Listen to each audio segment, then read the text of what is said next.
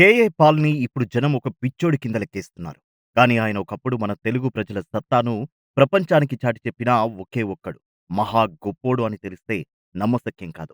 KA పాల్‌ని ఇప్పుడు మనం తరచూ ఒక వివాదాస్పద వ్యక్తిగా చూస్తుండొచ్చు. కానీ ఆయన ఒకప్పుడు నోబెల్ శాంతి బహుమతికి 7 సార్లు నామినేట్ అయ్యాడంటే నిజమా? అంటూ నోరెళ్లబెట్టకుండా ఉండలేం. కేఏ పాల్ ఇప్పుడు ఒక పిట్టల దొరలాగా, కమెడియన్‌లాగా నోరు పారేసుకుంటూ ఉండొచ్చు. కానీ ఆయన ఒకప్పుడు ఒక మీటింగ్‌లో మాట్లాడితే 40,00,00,000 ఫీజు ఇచ్చారంటే అవునా? అని ప్రశ్నించకుండా ఆగలేం. కేఏ పాల్ ఇప్పుడు ఎక్కడ పడితే అక్కడ రోడ్ల మీద అనామకుడిలా కనిపిస్తూ ఉండొచ్చు. కానీ ఒకప్పుడు ఆయన అపాయింట్‌మెంట్ కోసం వివిధ దేశాల అధ్యక్షులు వెయిట్ చేసేవాళ్ళంటే ఆశ్చర్యపోకుండా ఉండలేం. కేఏ పాల్ ఏంటి ఇంత చీప్‌గా బిహేవ్ చేస్తున్నాడు అని మీకు అనిపించొచ్చు. కానీ ఆయన ఒకప్పుడు లక్షల కోట్లు సంపాదించినా తనకంటూ రూపాయి కూడా దాచుకొని నిస్వార్థపరుడని తెలిస్తే సెల్యూట్ కొట్టకుండా కూర్చోలేం. ఒకటి కాదు, 2 కాదు. కేఏ పాల్ సాధించిన విజయాలకు కొదవలేదు. కానీ ఆయన ఇప్పుడు ఎందుకు ఇలా అయిపోయారో తెలుసుకోబోయే ముందు, ఇలాంటి మరిన్ని ఇంట్రెస్టింగ్ వీడియోల కోసం సోషల్ పోస్ట్ టీవీని సబ్స్క్రైబ్ చేసుకోండి ఫ్రెండ్స్. అలాగే కేఏ పాల్‌కి పూర్వ వైభవం వస్తుందని భావిస్తున్నారా? ఆప్షన్ ఏ వస్తుంది. ఆప్షన్ బి రాదు. మీ సమాధానాన్ని వెంటనే కామెంట్ సెక్షన్‌లో ఎంటర్ చేయండి. తద్వారా మీ అంచనాలను మాతో పంచుకోండి. ఈ వీడియో మీకు తప్పకుండా నచ్చుతుందని భావిస్తున్నాం. అందుకని మొదటి నుంచి చివరి దాకా మొత్తం చూడాలని చిన్న రిక్వెస్ట్. వీడియో గనుక మీకు నచ్చితే లైక్ అండ్ షేర్ చేయడం మర్చిపోకండి మిత్రమా. ఇక వీడియోలోకి వెళ్దామా? కేఏ పాల్, కిలారి ఆనంద్ పాల్. తెలుగుడి సత్తాకు ఈ ప్రపంచం కాదు, ఆకాశమే హద్దు అనేంత రేంజ్‌లో విశ్వరూపం చూపించిన ఆంధ్రుడు. చేతిలో చిల్లి గవ్వ కూడా లేని స్థితి నుంచి లక్షల కోట్లు సంపాదించిన సాధ్యుడు. అమెరికా అధ్యక్షుడి తర్వాత ఆ స్థాయిలో తనకంటూ ఒక ప్రత్యేక విమానం కలిగిన వరల్డ్‌లోనే one and only wonderful man. పలు దేశాల మధ్య గొడవలకు పరిష్కారాలు చూపిన అంతర్జాతీయ సమన్వయకర్త, శాంతి దూత. ఒక దశలో సాక్షాత్తు దేవుడి బిడ్డగా ప్రశంసలు, మన్ననలు అందుకున్న మనోడు. కోట్లాది మందికి క్రీస్తు సువార్తను అందించిన అత్యున్నత మత ప్రచారకుడు. లక్షలాది మందికి సామాజిక సేవ, ఆర్థిక సాయం, ఇతరత్రా సహాయ సహకారాలు చేసిన మానవతావాది.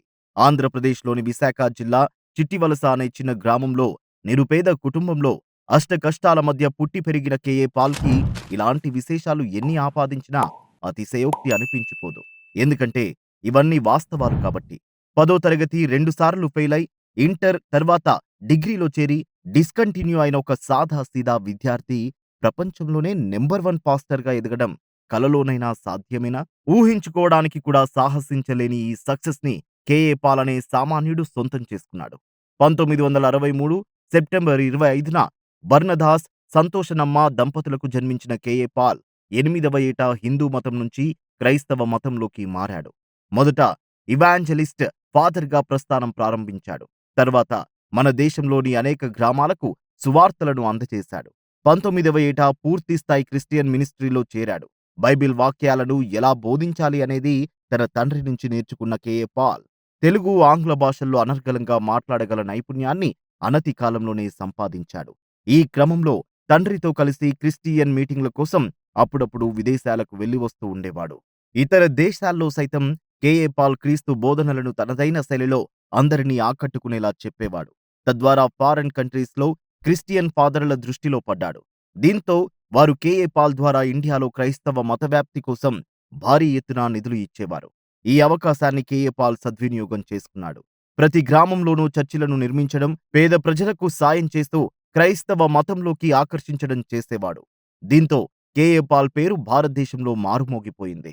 ఆయన కృషిని మెచ్చి వివిధ విదేశీ సంస్థలు పెద్ద సంఖ్యలో విరాళాలు ఇచ్చేవి. వాటిని కేఏ పాల్ తన సొంతానికి వాడుకోకుండా చారిటీ సంస్థలు పెట్టి ఆపదలో, అవసరంలో ఉన్న వారి కోసం ఖర్చు చేసేవాడు. కేఏ పాల్ క్రిస్టియన్ మీటింగ్లను ఏర్పాటు చేస్తే లక్షల సంఖ్యలో ప్రజలు వచ్చేవారు. వారు ఇచ్చే కానుకలు సైతం లక్షల్లో పోగయ్యేవి.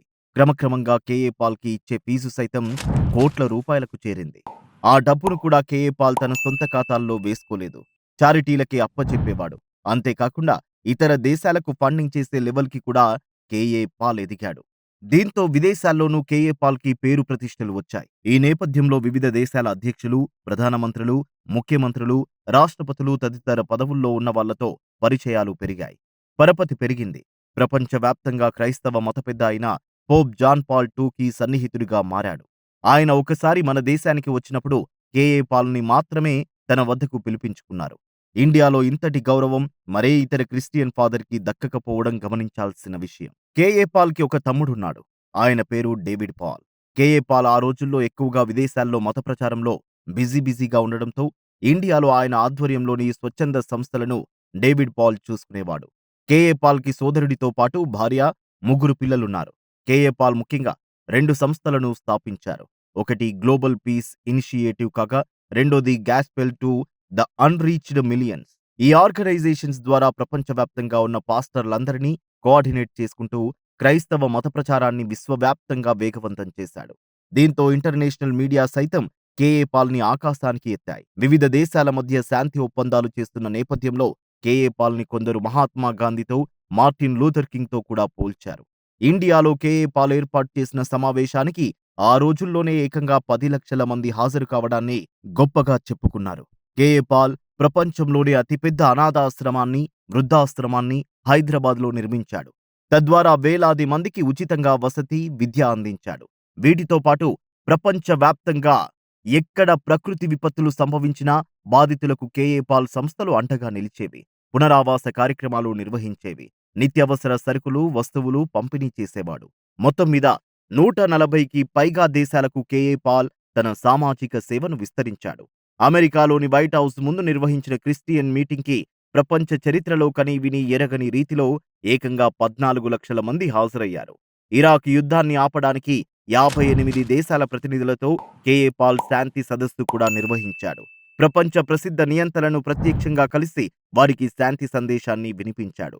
అమెరికా ఎన్నికల్లో అధ్యక్ష పదవికి పోటీ చేసిన వాళ్ళు కూడా కేఏ పాల్ మద్దతు కోసం పరితపించారంటే ఆయన ప్రభావం ఎంత ఉండేదో అర్థం చేసుకోవచ్చు. ఆంధ్రప్రదేశ్‌లోని ఒక మారుమూల గ్రామంలో పుట్టి పెరిగిన ఒక వ్యక్తి సపోర్ట్‌ను అగ్రరాజ్యమైన అమెరికా నాయకులు కోరుకోవడం మామూలు విషయమా? వరల్డ్ వైడ్‌గా ఎంతో మంది బిలియనీర్లతో కేఏ పాల్‌కి ఫ్రెండ్‌షిప్ ఉండేది.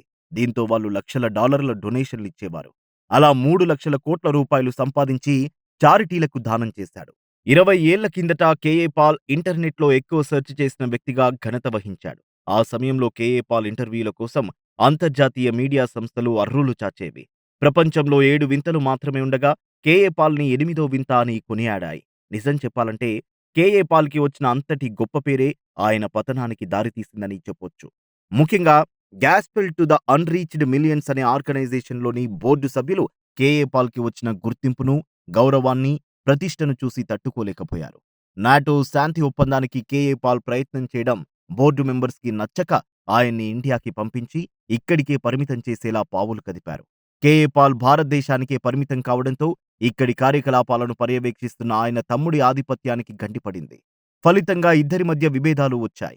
కేఏ పాల్ ప్రపంచ స్థాయి వ్యక్తి కావడం వల్ల ఆయనకు అప్పట్లో ఇండియాలోని ప్రముఖులు కూడా ప్రాధాన్యత ఇచ్చేవారు. ఆ పరిచయాలతో కేఏ పాల్ సామాజిక సేవా కార్యక్రమాల కోసం కోట్లల్లో విరాళాలు సేకరించి విదేశాల్లోని తన సంస్థలకు పంపి అక్కడ్నుంచి ఇండియాకి తెచ్చుకునేవాడు. 2004వ సంవత్సరంలో ఆంధ్రప్రదేశ్‌లో రాష్ట్రంలో మరియు కేంద్రంలో కాంగ్రెస్ పార్టీ ప్రభుత్వం అధికారంలోకి వచ్చింది. కానీ కేఏ పాల్ కాంగ్రెస్ పార్టీకి ఫండ్స్ ఇవ్వలేదన్న కారణంతో ఆయనకు కేంద్ర, రాష్ట్ర ప్రభుత్వాలకు మధ్య సంబంధాలు దెబ్బతిన్నాయి.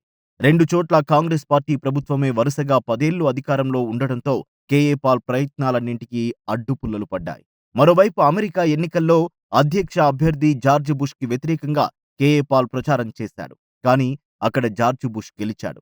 దీంతో అగ్రరాజ్యంలో సైతం కేఏ పాల్‌కి ఎదురుదెబ్బలు తప్పలేదు. కాలం కలిసి రాకపోవడంతో కేఏ పాల్‌కి బ్యాడ్ టైం పీక్ స్టేజ్‌కి చేరింది. ఆంధ్రప్రదేశ్‌లోనూ రాజకీయంగా కేఏ పాల్‌కి వివాదాలు తలెత్తడంతో సొంత సంస్థలో సైతం కొందరు ఎదురు తిరిగారు. ఆయన్ని పక్కన పెట్టారు. విదేశాల నుంచి విరాళాలు రాకుండా పాలకులు మోకాలడ్డారు. కేఏ పాల్ విమానానికి అమెరికా ప్రభుత్వం అనుమతులను నిలిపివేసింది.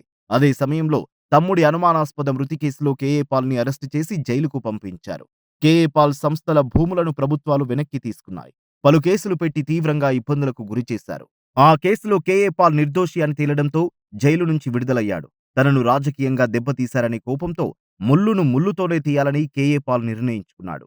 ప్రజాశాంతి అనే పొలిటికల్ పార్టీని పెట్టారు. కానీ రాజకీయ ఓనమాలు, కల్లాకపటం తెలియని కేఏ పాల్ ఘోరంగా ఓడిపోయాడు. ఆర్థికంగా, రాజకీయంగా, మానసికంగా బాగా నలిగిపోవడం వల్లో ఏమో తెలియదు కానీ కేఏ పాల్ వింతగా ప్రవర్తించడం మొదలుపెట్టాడు. జీవితంలో, ప్రపంచంలో గొప్ప వెలుగు వెలిగిన వ్యక్తి అలా బిహేవ్ చేయడం జనానికి నచ్చలేదు. సమయం, సందర్భం లేకుండా తన గొప్పలను తానే చెప్పుకోవడం వల్ల కేఏ పాల్ నవ్వుల పాలయ్యాడు. ఇప్పటికీ అదే పంతాలో వెళుతున్నాడు. కానీ దాదాపు జీరో అయిన స్థితిలో కూడా ప్రజలకు ఏదో చేయాలనే తపన ఆయన మాటల్లో నిత్యం వినిపిస్తూనే ఉంటుంది. కాలం కలిసొస్తే ఎప్పటికైనా తాను అనుకున్నది సాధిస్తానని కేఏ పాల్ చెబుతూ ఉంటాడు. కేఏ పాల్‌ని చూస్తుంటే ఒక్కోసారి ఆయన ఎక్కడి నుంచి జీవితాన్ని మొదలుపెట్టారో మళ్ళీ అక్కడికే వచ్చారనిపిస్తోంది. అయితే ఒక తెలుగువాడు ఈ రేంజ్‌లో తన బోధనలతో ప్రపంచాన్ని ఉర్రూతలూగించడం, సామాజిక సేవలతో ప్రశంసలు పొందటం, శాంతి చర్చల సందర్భంగా అసామాన్యమైన నాయకత్వ లక్షణాలను కనబరచడం నిజంగా మనందరికీ స్ఫూర్తిదాయకమని చెప్పొచ్చు.